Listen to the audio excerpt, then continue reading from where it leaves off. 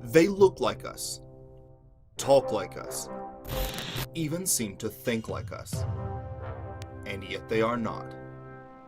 Human clones, complete biological duplicates. Could they soon be living among us? According to some researchers, they already are. Multiple whistleblowers have testified that human cloning was developed by highly classified black-budget military projects. Since '38, we've been making clone people. Could some of your favorite entertainers have been secretly replaced with clones?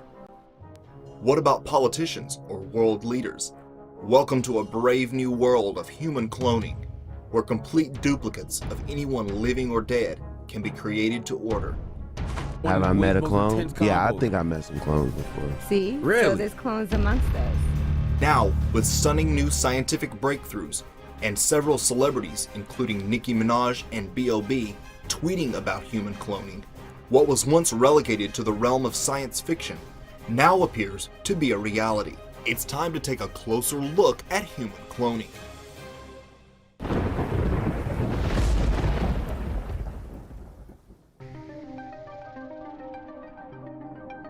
In 1997, researchers in Scotland created worldwide controversy when they announced the successful cloning of the first mammal, Dolly the sheep.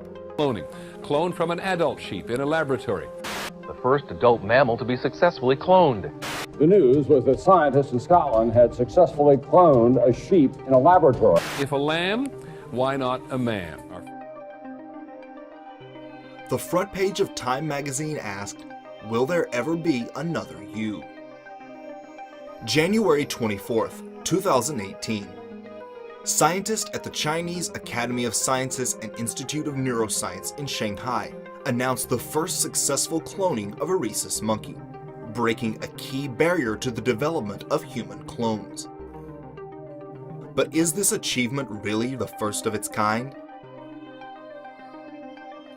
It is generally accepted that classified government research projects are typically 2 or 3 decades ahead of their open source equivalents, meaning the technological and scientific advancements made by the shadow government are roughly 30 years ahead of what is available to the general public.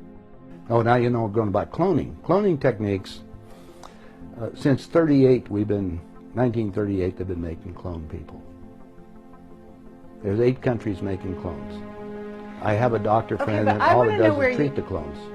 Where do you get your information? I get it from some of the people that are willing to come forth, and they talk to me because they hope I'll put the information out, because they always got 2 people following them and they may be killed. If I start talking about cloning too much, the people that get involved into that disappear on it. So I don't go into too many more details, but there is information that's available.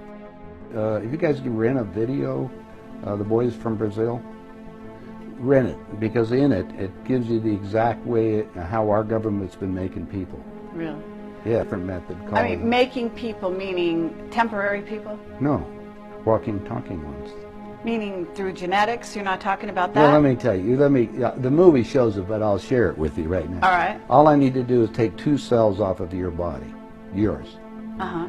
We give them a small electrical charge. I'm just now I'll act like a fertilized egg. If I got a fertilized egg, all I need is a receiver in order to make it. So they were hypnotizing women, said they were being invaded by aliens. And the fetus starts growing, right? Needs food, where they can use cows and sheep too. It's, again, a food source. That's all we need. After about 14 weeks, all of a sudden that fetus is gone, because they've learned to take, that's when the fetus starts developing its own blood supply. Then they've used a pituitary hormone extract that they have, which accelerates the being that grows. I knew that in 1996 the BBC reported secret human cloning had gone on 5 years before in places like South Korea, England, and other areas. But you were able to dig up a Time Life magazine article. What year is this from? 1965. And in here they've got photos of human clones, cow clones, embryonic, growing in artificial wombs. I thought the clones started in about 1990. This admits they were doing it in the 60s. Dr. Peter Beater was appointed by President John F. Kennedy to serve as the general counsel for the Export-Import Bank of the United States. In 1979, long before Dolly the sheep, he indicated cloning research was actually far ahead of what the public had been led to believe, stating that many animals had already been successfully cloned. Then, of course, there are clones. That is, creatures which are reproduced by artificial means and which are exact duplicates of an original. Clones of all kinds of animals have been produced successfully in the laboratory, but that is not what bothers people. In the recent past, it has been claimed that human clones are also possible, and that some may already be in existence. These last claims about human clones have been ridiculed, denied, and suppressed by all kinds of officials. Also in 1979, Robert McKinnell, professor of genetics and cell biology at the College of Biological Sciences, University of Minnesota, wrote, "It has been reported that mice and some large domestic animals have been cloned. Because the reproductive biology of humans is similar to that of mice and other mammals, it is likely that humans could be cloned." If statements like this were being made in the late 70s, what advancements might they have today? It's just a straightforward procedure. This is not something real complicated. They've been cloning all kinds of mammals. Don't you think that they have the ability to clone people? Technically, to clone a person is no more complicated than it is to clone a cow or a pig. There's a few little differences in the steps, the procedures, but as far as complications, it's just as easy. And I'm going to suggest to you that the Illuminati not only have the motive to clone, but they have the means. And if they have the motive, the means, what's that mean? It means that they're doing it. Since then, human cell cloning has helped the study of diseases like Parkinson's, but cloning humans would simply be unfair. Clone of a major baseball player, you'd expect that child to be a baseball player. He might not want. He might want to play soccer. Are we really to believe that the shadow government and Illuminati are restrained by ethical boundaries? In 2012, villagers in the south of Russia stumbled on a gruesome discovery. Biological waste barrels were found containing 248 human fetuses. The mystery surrounding the source of the children's bodies led to conjecture by police and medical officials, with some experts speculating they had been the result of a top-secret Russian cloning project. But as RT's Sean Thomas found out, some experts think the fetuses could even be the product of cloning. We do know that all of the fetuses that are in question here were terminated between 22 and 26 weeks. This is well past the 12-week mark, which is considered legal abortion in Russia. And after 22 weeks, women can only have an abortion only for medical necessary reasons. So is this an illegal abortion operation, or is this scientific research? No one really knows. They're trying to get to the bottom of that. We talked to one medical doctor. This is what they had to say about the subject.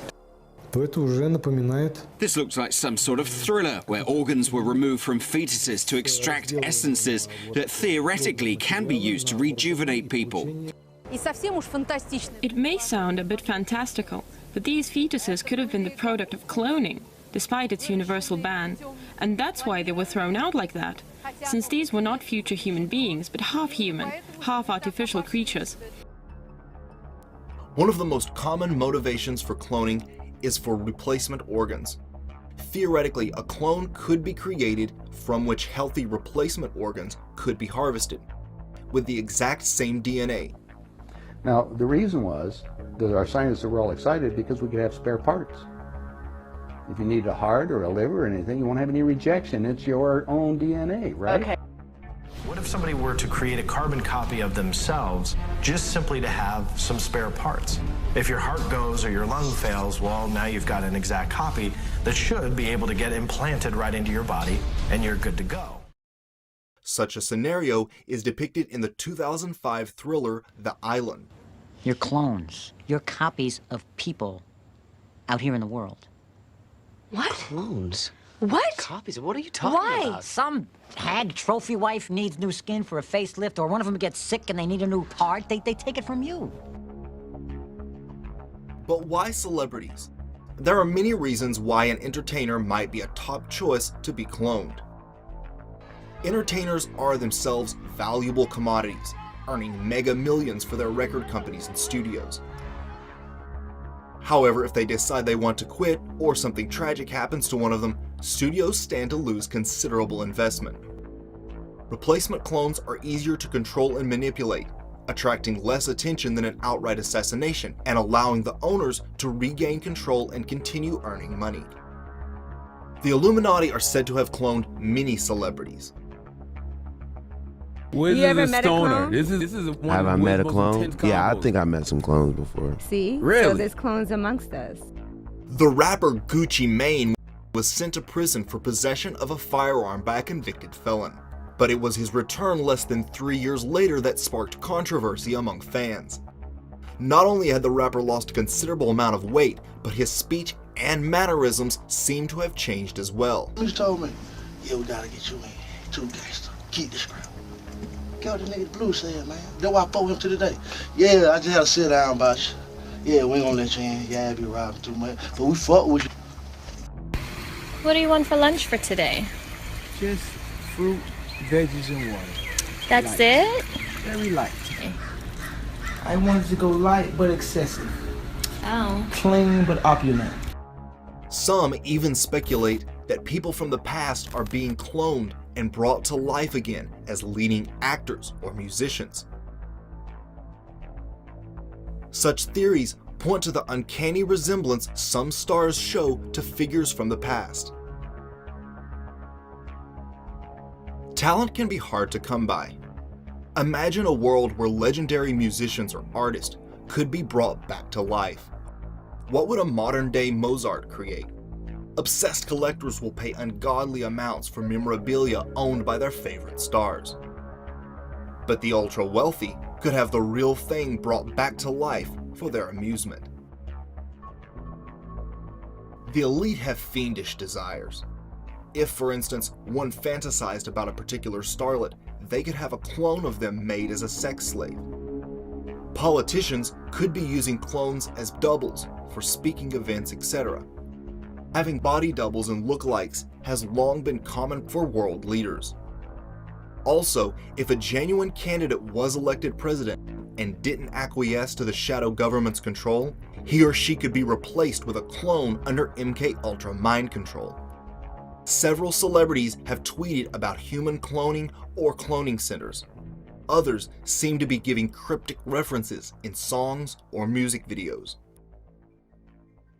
Through the mass media, the shadow elite seem to be conditioning the public to the idea of cloning. Several movies and television shows seem to be hinting at the existence of human cloning. One such show is The Simpsons, a sitcom already known for predictive programming and the use of seemingly inside knowledge.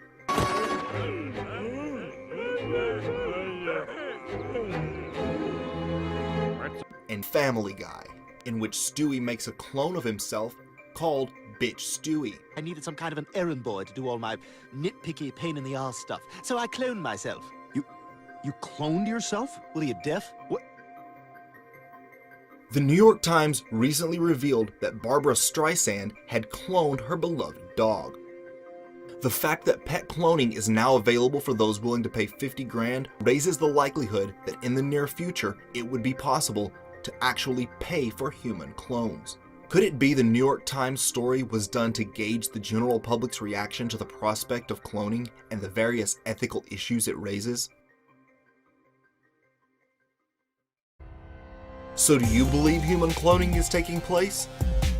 What celebrities do you think might have been replaced? Let me know in the comments section. If you enjoyed this video, go ahead and hit the like button and make sure you subscribe. Also, because of changes to YouTube's system, it is important to make sure that you hit the bell.